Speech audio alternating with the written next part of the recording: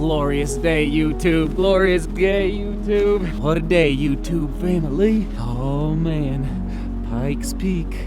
Pikes Peak. We're gonna talk a lot about this mountain today. Reminisce about days of old. Right now, the weather is perfect. Not cold, although I'm putting my hat on right now. And they said it was gonna be ridiculously windy here. And I bet it's gonna be windy up higher. But right now, we're looking real nice. Real nice. And yes, we may even dive into the topic of mental toughness here in a little bit. I gotta go put some miles in. Get off the couch. I'll be frank, about an hour ago, it was not looking so hot as far as the wind and the snow, and it crossed my mind to almost turn my car around and just attempt this another day, this mountain, but I'm glad I persevered and did not let the darkness and the wind push me back. So we're going. Oh man, by the way, thanks for being here and thanks for coming to the live stream last night. That was a lot of fun. Good discussion all around.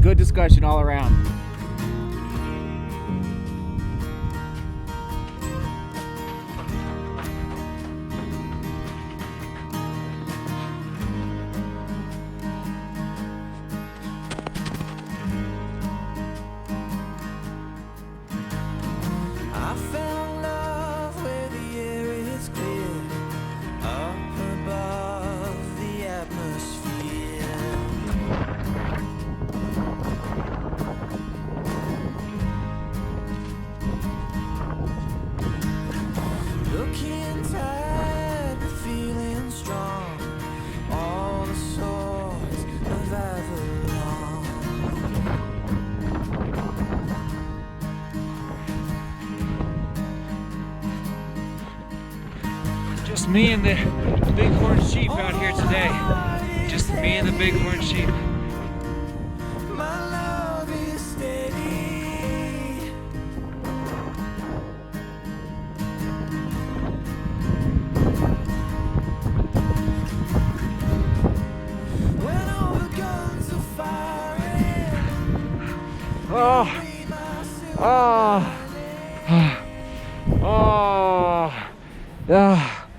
Oh, that was hard. Oh, mental toughness today. Oh man, all right, 13 miles. 14, I think it's about 7,000 feet of elevation gain. I'm at 14,100 feet, 115 feet above sea level, top of Pikes Peak. I made a couple mistakes today. I'm gonna tell you about them back at the studio. I'll mention one right now.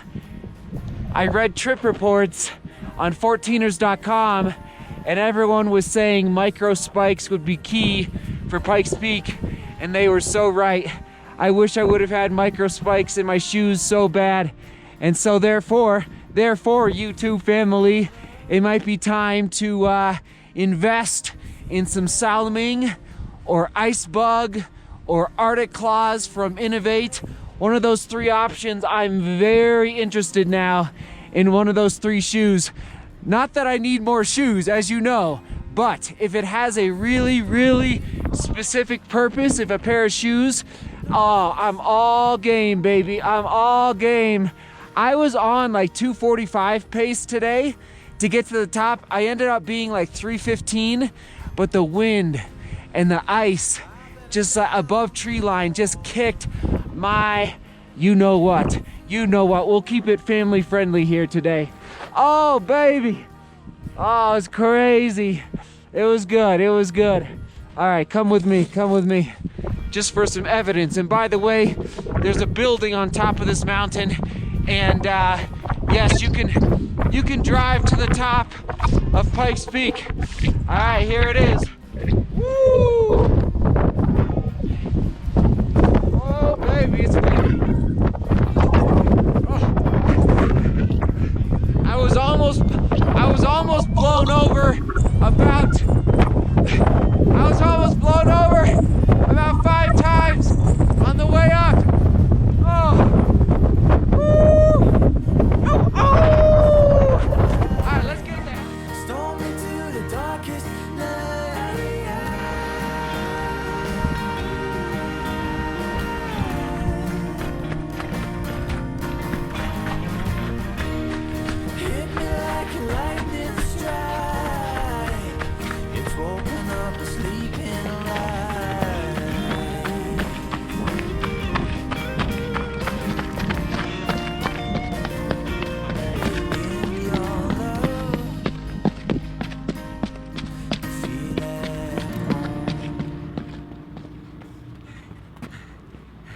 There we go. Solid day, YouTube. All right, I'll give you the stats back at the house. Let's see, what did I want to say? I wanted to tell you something. Basically, always have a sussy, as we say, or a treat at the car. For me, it's hot coffee, but like after a long run, it's just always nice to come back to a nice something, whether it's a little candy bar, whether it's, I don't know, your favorite sports drink, like whatever it might be, granola bar, anything. For me, it's coffee. And yes, though, today I am going to be swinging through Little Mickey D's getting some French fries. You better believe it. You better believe it. Oh, man.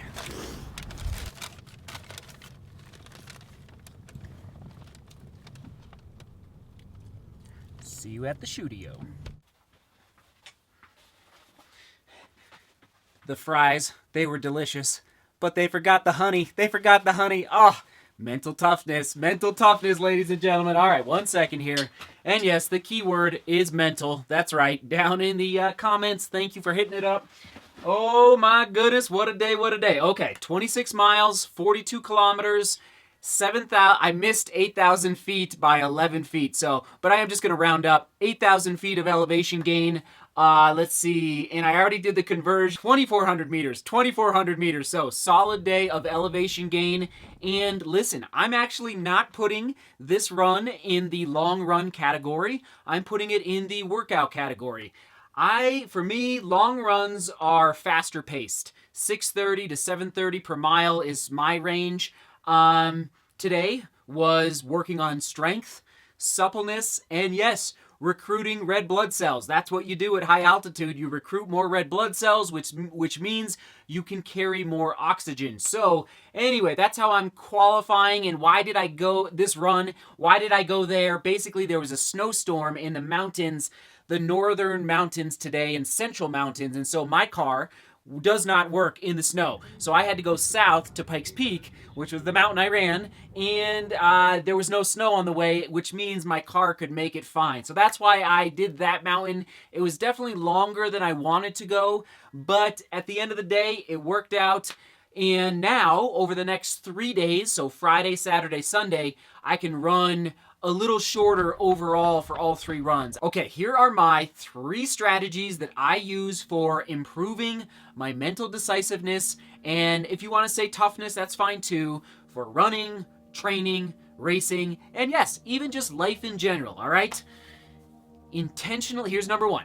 Intentionally expose yourself to difficult situations, meaning you are actually seeking out a hard situation, whether it's in training, a race that makes you a little uncomfortable, because what you're doing when you do that is you're building a callus to that moment in your brain when you say, oh, this is not what I expected, or this is not even fun anymore. Like, what am I doing up here in these high winds? And that was the case today. I checked the weather last night. They were predicting high winds, and I was like, okay, all right, high winds in Manitou Springs, Colorado, where I started running today. And I said, all right, let's go for it. Let's do it. Let's expose myself to a difficult situation. And sure enough, above tree line, you saw me. I got annihilated up there by the wind. Gotta keep going here. Don't give up. Don't give up. I almost was blown over a couple times, like legitimately blown to the ground. I had to kind of brace myself against the rocks. It was insane. It was insane. So that is point number 1, strategy number 1. Purposefully expose yourself to difficult situations, and it will improve your mental decisiveness, toughness, however you want to categorize it. Because when those difficult situations arise out on the race course or in life in general, you're going to be like, oh, this kind of feels like that moment where I did 8x1K on the track with, 2 minutes rest, and it was really, really hard. So that's point number 1. And point number 2 for how I try to improve my mental decisiveness. Embrace the suffering, all right? Embrace the suffering. The older I get, the more I'm realizing how much, frankly, and it's sad, but how much suffering there is in the world. even just going to the grocery store or the supermarket, whatever you call it, there is suffering in people's faces, and I see it. You can look at people and you can just see like, wow, they look like they've had a tough day, or they look like they've been beaten down by, I don't know, maybe missing like payments on their car, or whatever the case may be. There's difficult situations in the world, and so I am, and this is, you know, part of actually our family. We're trying to do this as well as a family.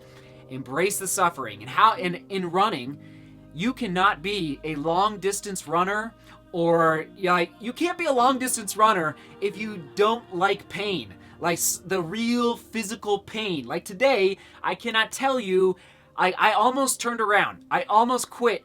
Basically, like I actually got a little off trail, and that, oh yeah, I wanted to mention that. Don't go off trail. That's the second thing. Don't do that mistake. I wasn't lost, but I just went off trail because of the snow drifts and all that. Anyway, embrace the suffering, and I would recommend actually telling yourself ahead of time, before the workout, before the 10K race, before the marathon race, just tell yourself, this is going to hurt. And when it hurts, I'm actually going to, instead of rejecting the suffering, I believe mentally, for me, it works better to actually embrace it and then try to, I don't know how like it works like with your brain and how it's communicating with all the other different systems within your body, but then you reapply that suffering and embracing the suffering to pushing harder, like improving your stride, like focusing more on the task at hand.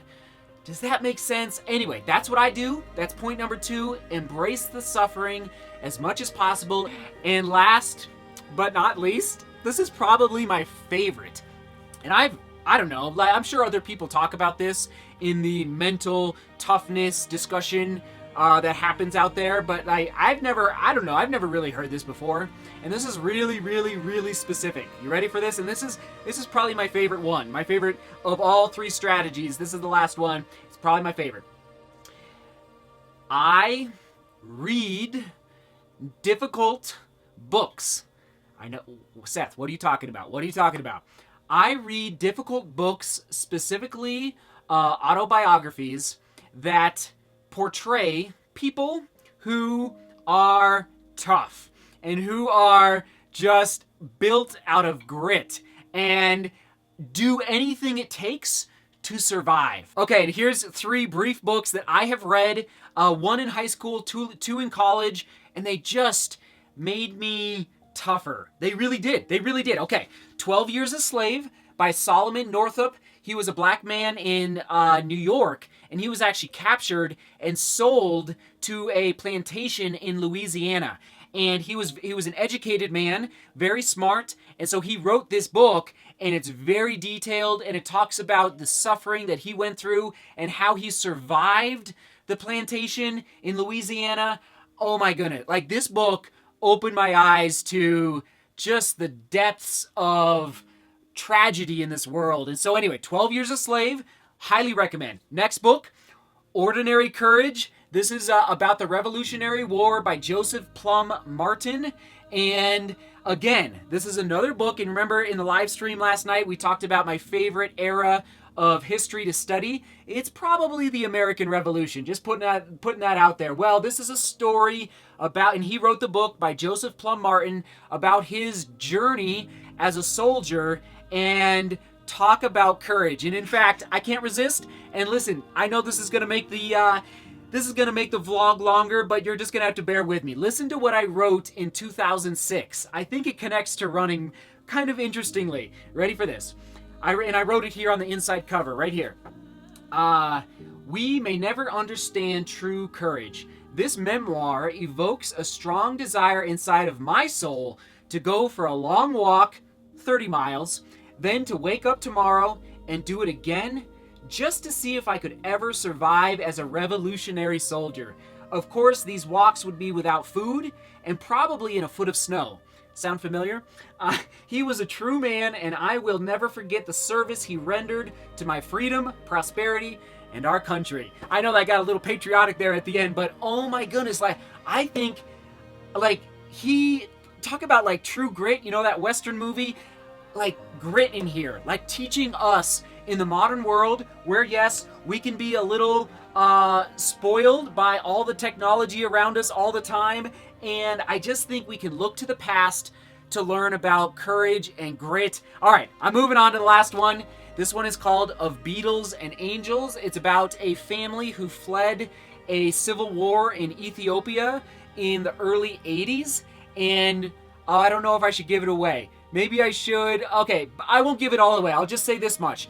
This boy who fled the country Ethiopia and came to America, he ended up going to Harvard, and he did some pretty impressive stuff at Harvard. He's a world-renowned public speaker now. Anyway, it's just all about hard work in this book, and that's probably one of the reasons I say seek beauty, work hard, love each other at the end of every vlog. Because of that, like, I'm just making the connection right now in front of you. It might be connected to this book. Wow.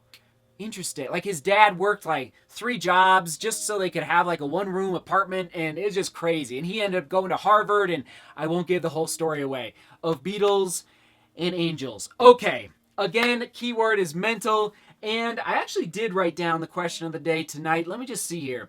Have you thought about mental, and here we go.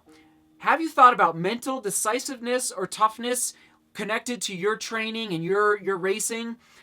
If so, what's your strategy for applying it to difficult training, racing, or life? Another way to say that is like, how do you improve your mental decisiveness for training, racing, life? Okay? Expose yourself to difficult situations, embrace the suffering, and yes, I know this is very specific, but read difficult books that like portray people that have survived and made it. And it is possible as human beings to be tough and to be decisive in our decision making as athletes and as people on this earth. All right, you're the best. Seek beauty, work hard, and love each other.